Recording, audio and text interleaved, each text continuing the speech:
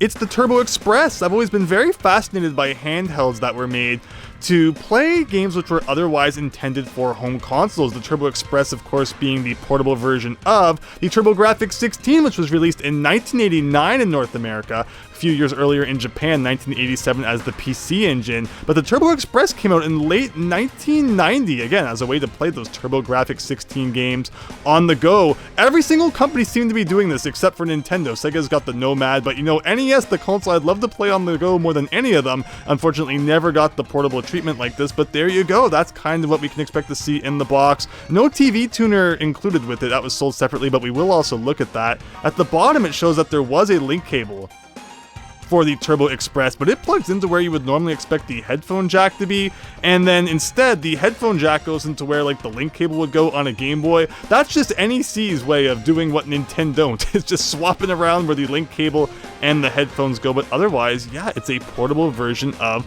the TurboGrafx 16.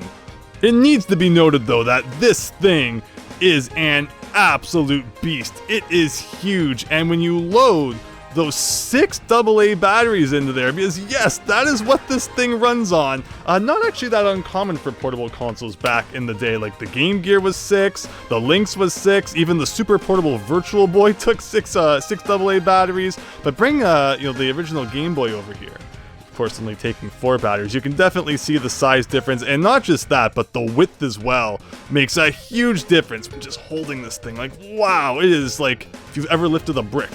That's exactly what you get here. But otherwise, you get your D-pad, your 1 and 2 buttons. You even get the turbo sliders that like the TurboGrafx was known for, select and run buttons, and your on switch on the top, and again, all those other ports and sliders that were mentioned on the back of the box. This is where your TV tuner goes. But first, let's try an ordinary old game. So that's the great thing about the TurboGrafx, is that the games were relatively small, just these cards right here. So that's why it was the perfect console really to turn into a portable thing.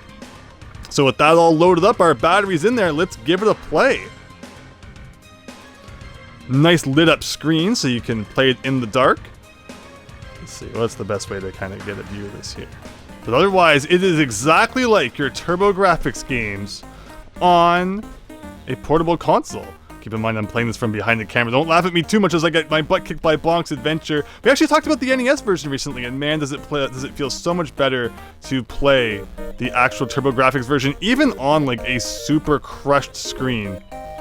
It's a very fun game, so yeah, Bonk definitely should be played on its original consoles, except no substitutes. But yeah, that's exactly what you get. All those games that you could play on your home console can now be played portably. Yes, the screen is a little bit crushed, but you know, if it comes down between not being able to play the games at all or having to deal with a slightly smaller screen, honestly, I think it's bearable. Depending on the game, of course. Like Bonk, it's not too bad.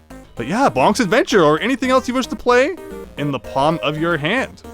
And then there's the other thing that I always thought made the TurboExpress so cool, and that is the Turbo Vision. Get that plugged in and screw in the bolt on the side, and you're good to go to start watching some TV, or at least I would love to say that, but unfortunately a lot of the over-the-air signals have been turned off these days. I actually had an experience, decade or so ago where the power went out at home. I was watching a show and I was able to pull out the TurboExpress and on this little tiny screen watch the rest of it. But let's turn it on now. And yeah, even with our the massive antenna stuck out there, unfortunately you're just going to be getting a lot of static even as we scroll through all the different channels. But back in the day, this was actually a pretty neat way to be able to watch some TV wherever you were. So the TurboExpress, just such a cool device. Definitely has aged a little bit. There's not probably too much reason you need to get your hands on one these days, but still, if you have one, you can play some TurboGrafx games on the go. Maybe there's somewhere in the world that you can still go where you'll pick up a television signal, but otherwise, looks like static from here on out. But thanks for watching. Hope you enjoyed learning about the TurboExpress. Again, just a really cool device. I love these things that play home console games on the go, and hope to see you next time for something different. So thanks and take care, everyone.